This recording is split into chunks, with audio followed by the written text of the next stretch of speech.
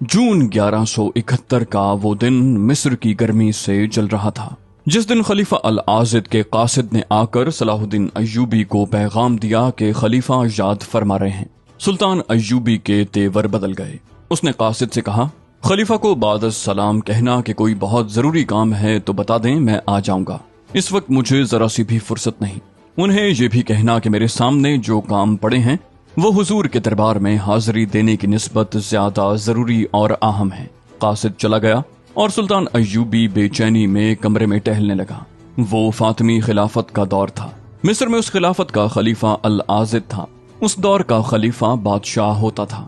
جمعے کے خطبے میں ہر مسجد میں خدا اور رسول اللہ صلی اللہ علیہ وسلم کے بعد خلیفہ کا نام لیا جاتا۔ عیش و عشرت کے سوا ان لوگوں کے پاس کوئی کام نہ تھا۔ اگر نور الدین زنگی اور صلاح الدین ایوبی نہ ہوتے یا وہ بھی دوسرے امراء وزراء کی طرح خوشامدی اور ایمان فروش ہوتے تو اس دور کے خلیفوں نے تو سلطنت اسلامیہ کو بیچ کھایا تھا۔ العازد ایسا ہی ایک خلیفہ تھا۔ صلاح الدین ایوبی مصر میں گورنر بن کر آیا تو ابتدا میں خلیفہ نے اسے کئی بار بلایا۔ سلطان ایوبی سمجھ گیا کہ خلیفہ اسے صرف اس لیے بلاتا ہے کہ اسے یہ احساس رہے کہ حاکم ایوبی نہیں خلیفہ ہے۔ وہ سلطان ایوبی کا احترام کرتا تھا، اسے اپنے ساتھ بٹھاتا تھا، مگر اس کا انداز شاہانہ اور لب و لہجہ آمرانہ ہوتا۔ اس نے سلطان ایوبی کو جب بھی بلایا بلا مقصد بلایا اور رخصت کر دیا۔ صلیبیوں کو بحیرہ روم میں شکست دے کر اور سوڈانی فوج کی بغاوت کو ختم کر کے صلاح الدین ایوبی نے خلیفہ کو ٹالنا شروع کر دیا۔ اس نے خلیفہ کے محل میں جو شان و شوکت دیکھی تھی، اس نے اس کے سینے میں آگ لگا رکھی تھی۔ محل میں زر و جواہرات کا یہ عالم تھا کہ کھانے پینے کے برتن سونے کے تھے، شراب کی سراہی اور پیالوں میں ہیرے جڑے ہوئے تھے۔ حرم لڑکیوں سے بھرا پڑا تھا، ان میں عربی، مصری، مراکشی، سوڈانی اور ترک لڑکیوں کے ساتھ ساتھ عیسائی اور یہودی لڑکیاں بھی تھیں۔ یہ اس قوم کا خلیفہ تھا جسے ساری دنیا میں اللہ کا پیغام پھیلانا تھا اور جسے دنیا کفر کی مہیب جنگی قوت کا سامنا تھا۔ سلطان ایوبی کو خلیفہ کی کچھ اور باتیں بھی کھائے جا رہی تھیں۔ ایک یہ کہ خلیفہ کا ذاتی حفاظتی دستہ سوڈانی حبشیوں اور قبائلیوں کا تھا جن کی وفاداری مشکوک تھی۔ دوسرے یہ کہ خلیفہ کے دربار میں سوڈان کی باغی اور برطرف کی ہوئی فوج کے کماندار اور نائب سالار خصوصی حیثیت کے مالک تھے۔ صلاح الدین ایوبی کی ہدایت پر علی بن سفیان نے قصر خلافت میں نوکروں اور اندر کے دیگر کام کرنے والوں کے بھیس میں اپنے جاسوس بھیج دیے تھے۔ خلیفہ کے حرم کی 2 عورتوں کو بھی اعتماد میں لے کر جاسوسی کے فرائض سونپے گئے تھے۔ ان جاسوسوں کی اطلاعوں کے مطابق خلیفہ سوڈانی کمانداروں کے زیر اثر تھا۔ وہ 60-65 سال کی عمر کا بوڑھا تھا، لیکن خوبصورت عورتوں کی محفل میں خوش رہتا۔ اس کی اسی کمزوری سے صلاح الدین ایوبی کے مخالفین فائدہ اٹھا رہے تھے۔ 1171 کے دوسرے تیسرے مہینے میں خلیفہ کے حرم میں ایک جوان اور غیر معمولی طور پر حسین لڑکی کا اضافہ ہوا۔ حرم کی جاسوس عورتوں نے علی بن سفیان کو بتایا تھا کہ 3-4 آدمی آئے تھے جو عربی لباس میں تھے۔ وہ اس لڑکی کو لائے تھے۔ ان کے پاس بہت سے تحفے بھی تھے۔ لڑکی بھی تحفے کے طور پر آئی تھی۔ اس کا نام ارارہ تھا۔ اس میں خوبی یہ تھی کہ خلیفہ العازد پر اس نے جادو سا کر دیا تھا۔ بہت ہی چالاک اور ہوشیار لڑکی تھی۔ سلطان ایوبی کو قصر خلافت کی ان تمام خرافات کا علم تھا، مگر حکومت پر اس کی گرفت ابھی اتنی مضبوط نہیں ہوئی تھی کہ وہ خلیفہ کے خلاف کوئی کارروائی کر سکتا۔ اس سے پہلے کہ گورنر اور امیر خلیفہ کے آگے جھکے رہتے، اس لیے مصر بغاوتوں کی سرزمین بن گیا تھا۔ وہاں اسلامی خلافت تو تھی مگر اسلام کا پرچم سرنگوں ہوتا جا رہا تھا۔ فوج سلطنت اسلامیہ کی تھی مگر سوڈانی جرنیل شہری حکومت کی باغ ڈور ہاتھ میں لیے ہوئے تھے اور ان کا رابطہ صلیبیوں کے ساتھ تھا۔ انہی کی بدولت قاہرہ اور سکندریہ میں عیسائی کنبے آباد ہونے لگے۔ ان میں جاسوس بھی تھے۔ صلاح الدین ایوبی نے سوڈانی فوج کو تو ٹھکانے لگا دیا تھا، لیکن ابھی چند ایک سوڈانی جرنیل موجود تھے جو کسی بھی وقت خطرہ بن کر ابھر سکتے تھے۔ انہوں نے قصر خلافت میں اثر و رسوخ پیدا کر رکھا تھا۔ سلطان ایوبی ابھی خلافت کی تعیش پرست گدی کو اس ڈر سے نہیں چھیڑنا چاہتا تھا کہ خلافت کے متعلق کچھ لوگ جذباتی تھے اور کچھ حامی تھے۔ ان میں خوشامدیوں کے ٹولوں کی اکثریت تھی۔ اس اکثریت میں وہ اعلیٰ حکام بھی تھے جو مصر کی امارت کی توقع لگائے بیٹھے تھے، مگر یہ حیثیت صلاح الدین ایوبی کو مل گئی۔ سلطان ایوبی ان حالات میں جہاں ملک جاسوسوں اور غداروں سے بھرا پڑا تھا اور صلیبیوں کے جوابی حملے کا خطرہ بھی تھا، ان اعلیٰ اور ادنا حکام کو اپنا دشمن نہیں بنانا چاہتا تھا جو خلافت کے پروردہ تھے۔ مگر جون 1171 کے ایک روز جب خلیفہ نے اسے بلایا تو اس نے صاف انکار کر دیا۔ اس نے دربان سے کہا، علی بن سفیان، بہاؤدین شداد، عیسیٰ الحکاری فقیہ اور الناصر کو میرے پاس بھیج دو جلدی۔ یہ چاروں سلطان ایوبی کے خصوصی مشیر اور معتمد تھے۔ سلطان ایوبی نے انہیں کہا، ابھی ابھی خلیفہ کا قاصد مجھے بلانے آیا تھا، میں نے جانے سے انکار کر دیا ہے۔ میں نے آپ کو یہ بتانے اور رائے لینے کے لیے بلایا ہے کہ میں جمعے کے خطبے سے خلیفہ کا نام نکلوا رہا ہوں۔ شداد نے کہا، یہ اقدام ابھی قبل از وقت ہوگا۔ خلیفہ کو لوگ پیغمبر سمجھتے ہیں، رائے عامہ ہمارے خلاف ہو جائے گی۔ سلطان ایوبی نے کہا، ابھی تو لوگ اسے پیغمبر سمجھتے ہیں، تھوڑے ہی عرصے کے بعد وہ اسے خدا سمجھنے لگیں گے۔ اسے پیغمبری اور خدائی دینے والے ہم لوگ ہیں جو خطبے میں اس کا نام خدا اور رسول اکرم صلی اللہ علیہ وسلم کے ساتھ لیتے ہیں۔ کیوں عیسیٰ فقیہ، آپ کیا مشورہ دیتے ہیں؟ عیسیٰ الحکاری فقیہ نے جواب دیا، میں آپ کی تائید کرتا ہوں۔ کوئی بھی مسلمان خطبے میں کسی انسان کا نام برداشت نہیں کر سکتا، انسان بھی ایسا جو شراب، عورت اور ہر طرح کے گناہ کا شیدائی ہے۔ یہ الگ بات ہے کہ صدیوں سے خلیفہ کو پیغمبروں کا درجہ دیا جا رہا ہے۔ میں چونکہ شہری اور مذہبی امور کا ذمہ دار ہوں، اس لیے یہ نہیں بتا سکتا کہ سیاسی اور فوجی لحاظ سے آپ کے فیصلے کا رد عمل کیا ہوگا۔ بہاؤدین شداد نے کہا، رد عمل شدید ہوگا اور ہمارے خلاف ہوگا۔ اس کے باوجود میں یہی مشورہ دوں گا کہ یہ بدعت ختم ہونی چاہیے یا خلیفہ کو پکا مسلمان بنا کر لوگوں کے سامنے لایا جائے، جو مجھے ممکن نظر نہیں آتا۔ علی بن سفیان نے کہا، رائے عامہ کو مجھ سے بہتر کون جان سکتا ہے؟ علی بن سفیان جاسوسی اور سراغ رسانی کے شعبے کا سربراہ تھا۔ اس نے ملک کے اندر جاسوسوں اور مخبروں کا جال بچھا رکھا تھا۔ اس نے کہا، عام لوگوں نے خلیفہ کی کبھی صورت نہیں دیکھی، وہ العازد کے نام سے نہیں صلاح الدین ایوبی کے نام سے واقف ہیں۔ میرے محکمے کی مصدقہ اطلاعات نے مجھے یقین دلایا ہے کہ آپ کے 2 سالہ دورے امارت میں لوگوں کی ایسی ضروریات پوری ہو گئی ہیں جن کے متعلق انہوں نے کبھی سوچا بھی نہیں تھا۔ شہر میں ایسے مطب نہیں تھے جہاں مریضوں کو داخل کر کے علاج کیا جا سکتا، لوگ معمولی بیماری سے مر جاتے تھے۔ اب سرکاری مطب کھول دیے گئے ہیں، درس گاہیں بھی کھول دی گئی ہیں، تاجروں اور دکانداروں کی لوٹ کھسوٹ ختم ہو گئے ہیں، جرائم بھی کم ہو گئے ہیں اور اب لوگ اپنی مشکلات اور فریادیں آپ تک براہ راست پہنچا سکتے ہیں۔ آپ کے یہاں آنے سے پہلے لوگ سرکاری اہلکاروں اور فوجیوں سے خوفزدہ رہتے تھے، آپ نے ان کے حقوق بتا دیے ہیں اور وہ اپنے آپ کو ملک و ملت کا حصہ سمجھنے لگے ہیں۔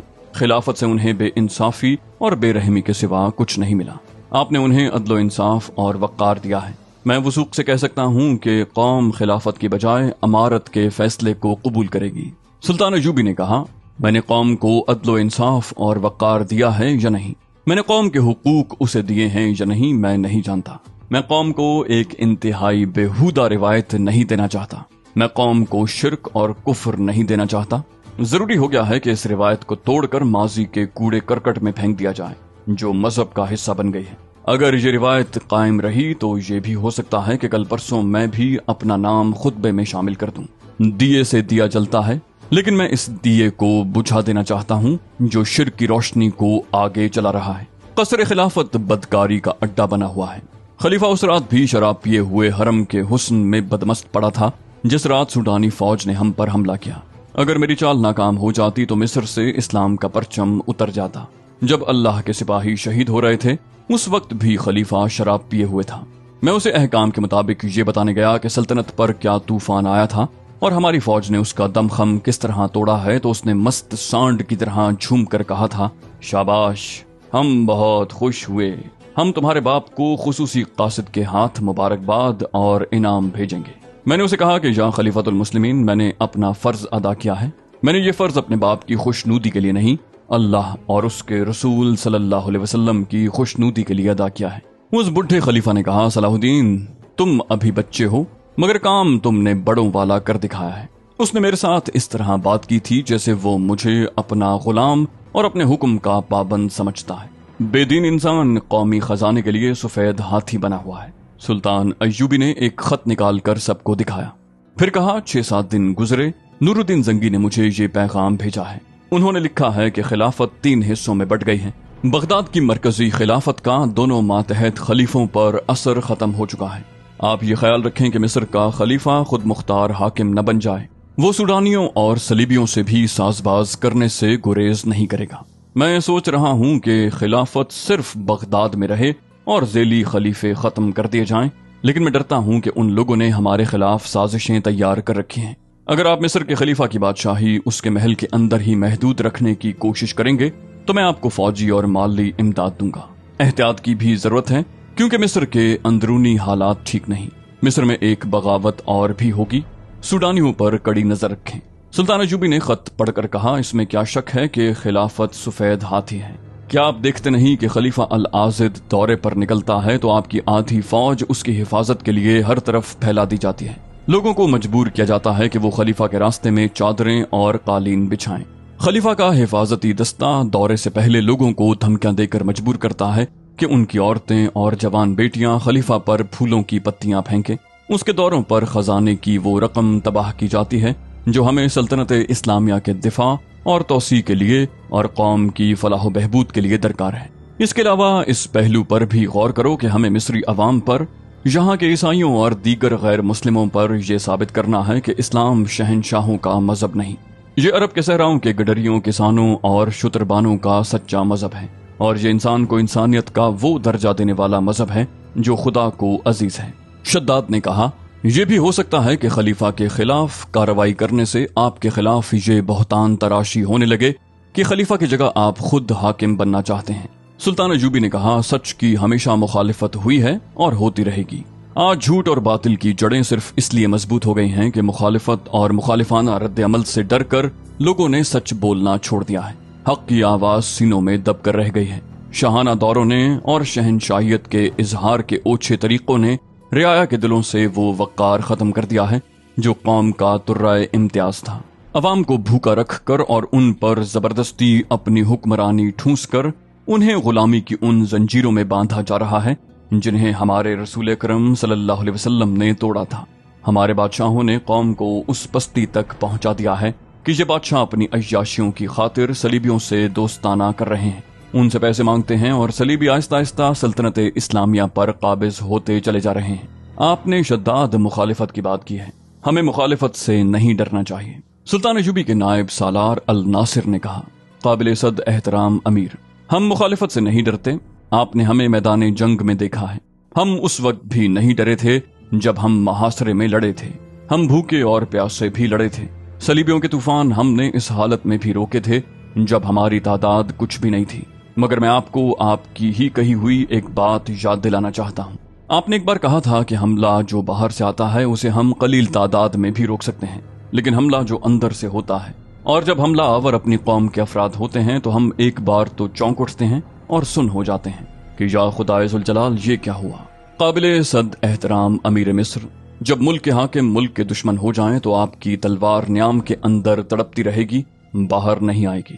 سلطان ایوبی نے کہا، آپ نے درست کہا الناصر، میری تلوار نیام میں تڑپ رہی ہے، یہ اپنے حاکموں کے خلاف باہر نہیں آنا چاہتی۔ میرے دل میں قوم کے حکمرانوں کا ہمیشہ احترام رہا ہے۔ ملک کا حکمران قوم کی عظمت کا نشان ہوتا ہے، قوم کے وقار کی علامت ہوتا ہے، لیکن آپ سب غور کریں کہ ہمارے حکمرانوں میں کتنی کچھ عظمت اور کتنا کچھ وقار رہ گیا ہے۔ میں صرف خلیفہ العازد کی بات نہیں کر رہا، علی بن سفیان سے پوچھو، اس کا محکمہ موصل، حلب، دمشق، مکہ اور مدینہ منورہ کی جو خبریں لایا ہے وہ یہ ہیں کہ خلافت کی تعیش پرستی کی وجہ سے جہاں جہاں کوئی امیر اور حاکم ہے وہ وہاں کا مختار کل بن گیا ہے۔ سلطنت اسلامیہ ٹکڑوں میں بٹتی جا رہی ہے۔ خلافت اس قدر کمزور ہو گئی ہے کہ اس نے عمرہ اور حکام کو ذاتی سیاست بازیوں کے لیے استعمال کرنا شروع کر دیا ہے۔ میں اس خطرے سے بے خبر نہیں کہ قوم کے بکھرے ہوئے شیرازے کو ہم جب یکجا کرنے کی کوشش کریں گے تو یہ اور بکھرے گا، ہمارے سامنے پہاڑ کھڑے ہو جائیں گے، لیکن میں گھبراؤں گا نہیں اور مجھے امید ہے کہ آپ بھی نہیں گھبرائیں گے۔ میں آپ کے مشوروں کا احترام کروں گا، لیکن میں آئندہ خلیفہ کے بلاوے پر صرف اس صورت میں جاؤں گا جب کوئی ضروری کام ہوگا۔ فوری طور پر میں خطبے سے خلیفہ کا نام اور ذکر نکلوا رہا ہوں۔ سب نے سلطان ایوبی کے اس اقدام کی حمایت کی اور اسے اپنی پوری مدد اور ہر طرح کی قربانی دینے کا یقین دلایا۔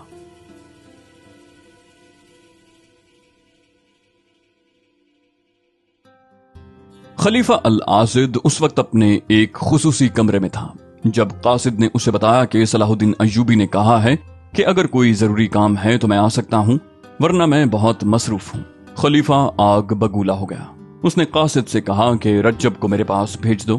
رجب اس کے حفاظتی دستے کا کماندار تھا جس کا عہدہ نائب سالار جتنا تھا۔ वो मिस्र की फौज का अफसर था। उसे खलीफा के बॉडीगार्ड्स की कमान दी गई थी। उसने कसर खिलाफत और खलीफा के हिफाजती दस्तों में चुन चुन कर सूडानी हबशियों को रखा था। वो सुल्तान अय्यूबी के मुखालिफिन में से और खलीफा के खुशामदियों में से था। उस वक्त खलीफा के उस खुसूसी कमरे में उम्मे अर्रारा मौजूद थी। जब कासिद सलाहुद्दीन अय्यूबी का जवाब लेके आया था, उसने खलीफा से कहा, सलाहुद्दीन अय्यूबी आपका नौकर है, आपने उसे सर चढ़ा रखा है, आप क्यों नहीं उसे माजूल कर देते? क्यों नहीं अपने सिपाही भेजकर उसे हिरासत में यहाँ बुलवा लेते? खलीफा ने गुस्से के आलम में कहा, इसलिए कि इसके नताइज अच्छे नहीं होंगे। फौज उसकी कमान में है, वो मेरे खिलाफ फौज इस्तेमाल कर सकता है। इतने में रज्जब आ गया। उसने झुककर फर्शी सलाम किया। अल आजिद ने गुस्से में कांपती हुई आवाज में उसे कहा, मैं पहले ही जानता था कि ये कमबख्त खुदसर और सरकश आदमी है, ये सलाहुद्दीन अय्यूबी। मैंने उसे बुलाया तो ये कहकर आने से इनकार कर दिया कि कोई जरूरी काम है तो आऊंगा, वरना आपका बुलावा मेरे लिए कोई मानी नहीं रखता, क्योंकि मेरे सामने जरूरी काम पड़े हैं। गुस्से में बोलते बोलते उसे हिचकी आई, फिर खांसी उठी और उसने दिल पर हाथ रख लिया। उसका रंग जर्द हो गया। इस हालत में कमजोर सी आवाज में कहा, बदबख्त को ये भी एहसास नहीं कि मैं बीमार हूँ। मेरा दिल मुझे ले बैठेगा। मेरे लिए गुस्सा ठीक नहीं। मुझे अपनी सेहत का गम खाए जा रहा है और उसे अपने कामों की पड़ी है। रज्जब ने पूछा, आपने उसे क्यों बुलाया था? मुझे हुक्म दीजिए। खलीफा ने दिल पर हाथ रखे हुए कराहती हुई आवाज में कहा, मैंने उसे सिर्फ इसलिए बुलाया था कि उसे एहसास रहे कि उसके सर पर भी एक हाकिम है। तुम ही ने मुझे बताया था कि सलाहुद्दीन खुद मुख्तार होता जा रहा है। मैं उसे बार बार यहाँ बुलाना चाहता हूँ, उसे हुक्म देना चाहता हूँ ताकि उसे अपने पाँव के नीचे रखूं। ये जरूरी नहीं कि कोई जरूरी काम हो तो ही मैं उसे बुलाऊं। उम्मे अर्रारा ने शराब का प्याला उसके होंठों से लगाकर कहा, आपको 100 बार कहा है कि गुस्से में न आ जाया करें। आपके दिल और आसाब के लिए गुस्सा ठीक नहीं। उसने सोने की एक डिबिया में से निस्वारी रंग के सुफूफ में से जरा सा सुफूफ खलीफा के मुंह में डाला और पानी पिला दिया। खलीफा ने उसके बिखरे हुए रेशमी बालों में उंगलियां उलझाकर कहा, अगर तुम ना होती तो मेरा क्या होता? सबको मेरी दौलत और रुतबे से दिलचस्पी है। मेरी एक भी बीवी ऐसी नहीं जिसे मेरी जात के साथ कोई दिलचस्पी हो। तुम तो मेरे लिए फरिश्ता हो। उसने लड़की को अपने करीब बिठाकर बाजू उसकी कमर में डाल दिया। तो दोस्तों, ये थी हमारी आज की एपिसोड। उम्मीद करते हैं आपको हमारी एपिसोड पसंद आई होगी। जाने से पहले इस वीडियो को लाइक, शेयर और कमेंट करना मत भूलिए। और अगर आप हमारे चैनल पर नए हैं तो इसे सब्सक्राइब कीजिए और बेल आइकन पर क्लिक कीजिए ताकि आपको तमाम वीडियोस फौरन मिलती रहें। अगली वीडियो तक के लिए अपना ख्याल रखिए। अल्लाह हाफिज।